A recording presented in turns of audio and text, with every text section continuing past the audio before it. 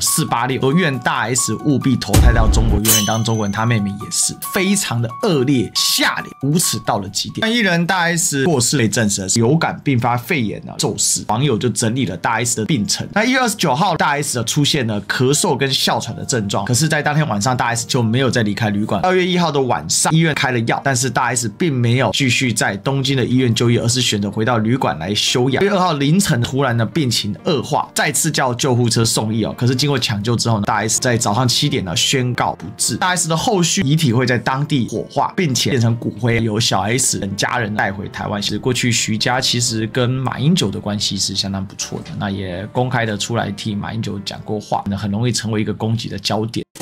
Ladies and gentlemen, welcome the host. 各种侧翼就纷纷出炉了，卫福部的宣传被删了。要不是大 S 2号，你们知道日本流感严重成这样吗？要疫苗吗？这下预算删了，连保护你的预算都删，你有敢了吗？现在的预算都是承继去年，根本就还没有开始。所谓的预算根本也没有删到保护的预算，跟疫苗有什么关系？所以他硬要讲，硬要连结。说到肺炎，我只想到武汉，不放过任何一丝一毫的攻击的机会，跟中国把新冠给连结在一起。结果到底有多坏？有多邪恶才会去做这种联想？然后你就要做这种联想，你需要公开的这样子把它讲出来嘛？武汉肺炎，川普证明不得不尊重原产地你看这些小姑姑一边骂台湾，一边狂扫日本口罩，害台湾人被日本网友骂报应总算了，愿他们如愿转身当个堂堂正正的中国人。这就是现在的整个仇恨值到底有多高，就是这么的高。这就是这一群他们不断在豢养的这些侧翼，不断在给青鸟这些仇恨感。下辈子可以当个堂堂正正的中国人连国他都要故意给你加一个虫字旁，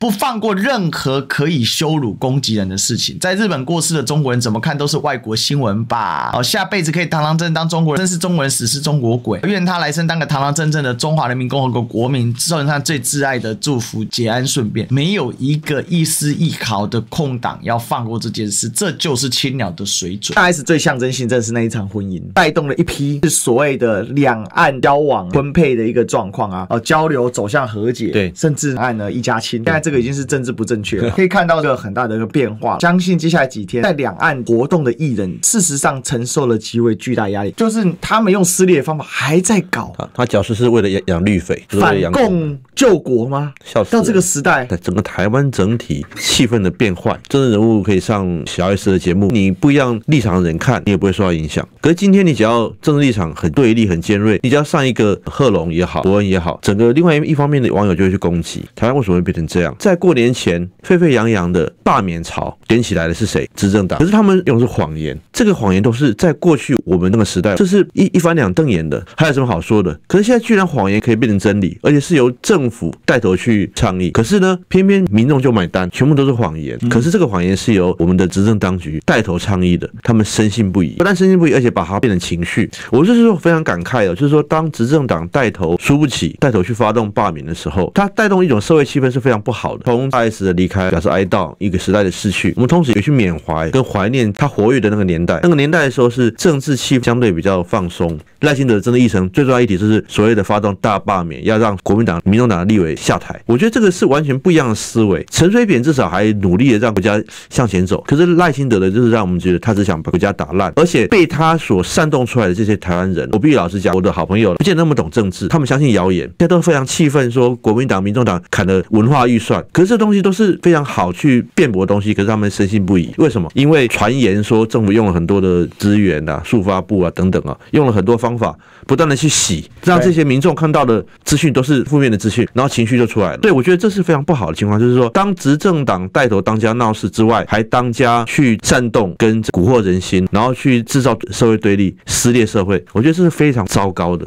陈水扁确实还是比起赖清德还是有守住政治道德基本的一些规范。突然觉得陈水扁还比较善良一点，真是故意耶！选在10点35分曹董大罢免记者会上台讲话的时候出这个新闻，到底是什么居心？我才要问你们，到底是什么居心呢？到底水准有多差因为曹兴诚今天开记者会说要反共剿匪，清除内奸的圣战，是民主对抗专制、自由对抗奴役的圣战。今天送大罢免书10万份，要去搞罢免，为了你民进党的罢免，为了你们绿色的罢免，为了你们青鸟的罢免，一点点人性都不留给人呢，都不留给台湾一点点，就哪怕一丝一毫一点点，他们都不愿意，而且这么的夸张，各种扩散，蓝白企图用大 S 的消息掩盖人民对罢免的声音。我甚至怀疑日本医院背后有可能跟中共串通好，就为了阻挡罢免，已经疯到这种程度了。每年都有多少人因为流感死掉，只是这个比较有名，身体也是一样，没什么特别。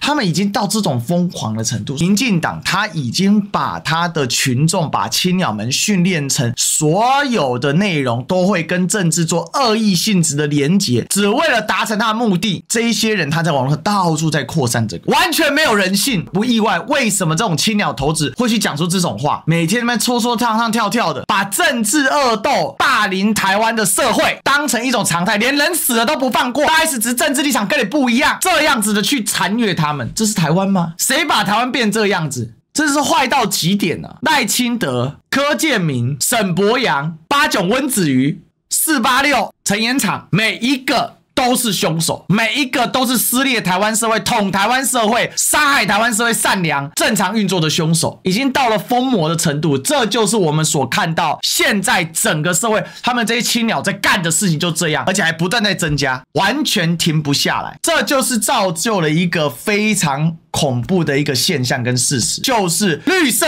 是摧毁台湾的颜色，绿色就是最终把台湾送入坟墓的颜色。民进党打着爱台湾实则害台湾，在这件事情上完全证明了这个论点。他们是真正的绿粹，真正的极端分子，真正的绿卫兵，没有要放过一丝一毫的。哪怕因为汪小菲分手的事情闹得不愉快，可是汪小菲第一时间也是飞到台湾，准备来参加处理这个丧事的问题。然后大陆的老百姓没有人在攻击大 S 跟汪小菲因为不愉快所闹翻之后所造成的后续，没有。就算有也很边角，可是我们看到这个是非常大的这些绿色侧翼是带头群起而攻之啊！对大 S 的这样的一个行径，对啊，应该说对大 S 这样子不幸的消息是带头群起而攻之，为了他们，那可悲、可笑、可怜、可恨、可怒，到现在只会讲这个。除了这个之外，他们还有什么？所以罢免是个好生意啊！大家都在抢，谁在抢？小姑姑在抢，青鸟在抢，黑熊仔在抢，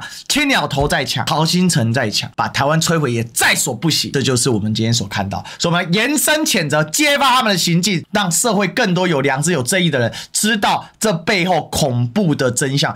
罢免就是霸凌、凌迟台湾，借由大 S 的事件，更是看得一清二楚。